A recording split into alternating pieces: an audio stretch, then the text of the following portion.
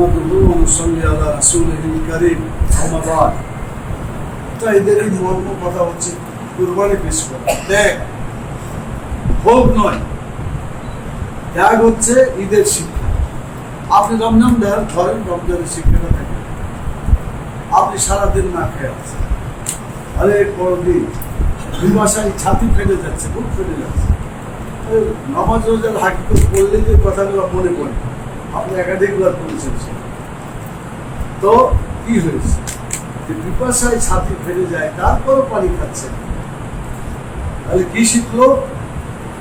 যে কষ্ট পাইলেও কষ্ট স্বীকার করা উচিত, নিজের ইচ্ছা মতো ভোগ করা উচিত নয়।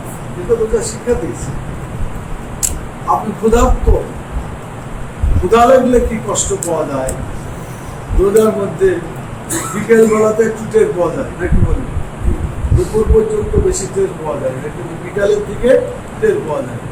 বুখারী শরীফের হাদিসে বাচ্চাদেরকে রোজা রাখাইতে সাহাবায়ে কেরাম বাচ্চাদেরকে রোজা রাখার জন্য উদ্বুদ্ধ করতেন। আমার প্রথম পরামর্শ, ঈদ সম্পর্কে ভালো লেখাপড়া করা। কি কি শিক্ষা সাহাবায়ে কেরাম রাসূলুল্লাহ সাল্লাল্লাহু আলাইহি ওয়াসাল্লাম তারা করেছেন, তার থেকে আমরা অর্জন করতে পারি। ফালাম্মা আসলামা আল্লাহু লিল জাবিন ওয়া নাদাইনা কাদ সাদ্দাকতা রুইয়া ইন্না কাযালিকা নাজিল মুহসিনিন। আয়াতগুলো পড়েন সূরা সাফফাতের 199 থেকে 107 পর্যন্ত পড়েন। কুরবানির উপর সুন্দর কথা, প্রত্যেকটা কথার মর্মার্থ হচ্ছে ত্যাগ এবং কুরবানি।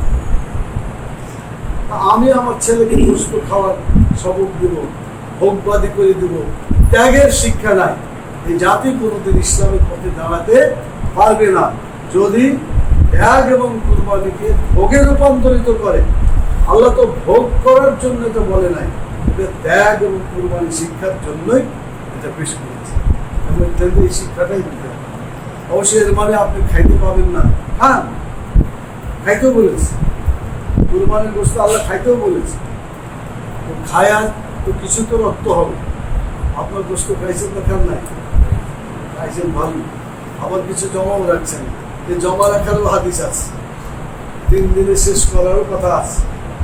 তার মানে যদি দুর্ভিক্ষ বা খাবার টানাটানি হয়, গোশত জমা করার কোনো সুযোগ মুসলমানদের নাই।